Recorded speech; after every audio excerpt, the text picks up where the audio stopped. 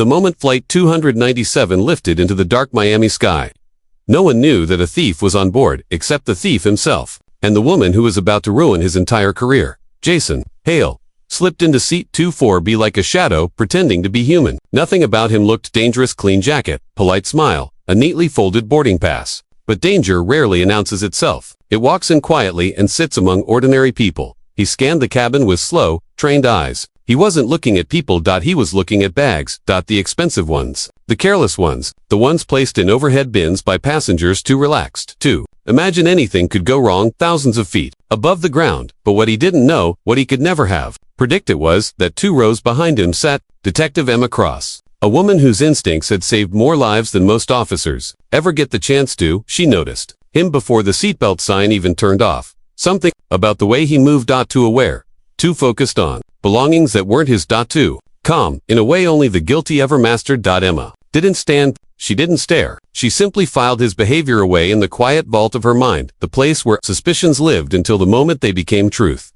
The plane steadied at 36,000 feet. Cabin lights dimmed. Passengers settled into movies, naps, and daydreams. Jason waited patiently. He always waited for the moment the world relaxed, because that was when he worked best. 20 minutes later, a soft turbulence hit just enough to make people close their eyes for a second.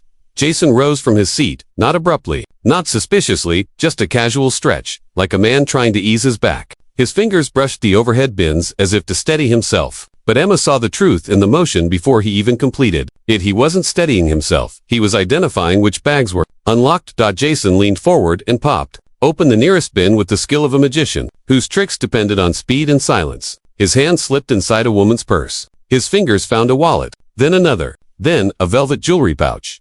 He pocketed them smoothly, like he had done it 100 times. But this time, someone else's hand closed on his wrist. Firm, fast, unshakable.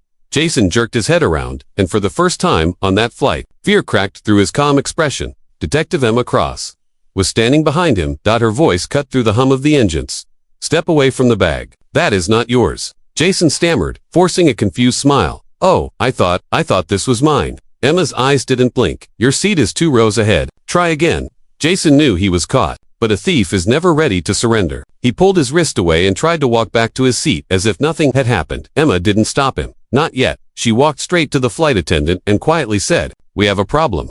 Within seconds, the cabin crew activated the silent response procedure. Subtle hand signals, discreet communication, camera footage, review everything airlines use to catch criminals without alarming passengers. Jason sat stiffly, trying to look normal, unaware that every move he made was now being watched. 15 minutes later, 2 flight attendants approached him. "Sir, we need to speak with you at the back of the plane." His face tightened. Emma stood waiting in the galley, arms crossed, eyes sharp. "Empty your pockets," she said. Jason tried to argue, but the attendant held up a tablet showing the surveillance clip. Grainy but undeniable of him stealing from the overhead bin. He froze. Emma reached into his jacket herself and pulled out a diamond bracelet, 3 wallets, a gold watch. And an envelope of cash belonging to a family in row 12. Jason collapsed into the seat behind him. Defeated. The flight attendant secured his hands with flex cuffs. He stared at the floor, unable to escape the reality that in the sky, crime has nowhere to hide. Passengers slowly realized what had happened. Gasps spread through the cabin. People checked their bags. A young girl cried in relief when her missing necklace was returned. A businessman recognized his stolen wallet and muttered, "I knew I didn't drop it." Emma handed every item back one by one, her calm smile reassuring the worried passengers. Meanwhile, the captain contacted Chicago O'Hare International Airport. Federal air marshals were waiting at the gate.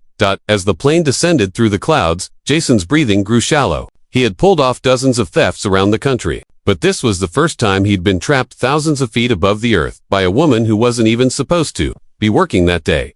The plane landed. The doors opened. And Jason Hale was escorted out, first head down, wrists bound. Career finished. Passengers watched, some whispering, some shaking their heads, all grateful the thief was caught before he slipped away into the city.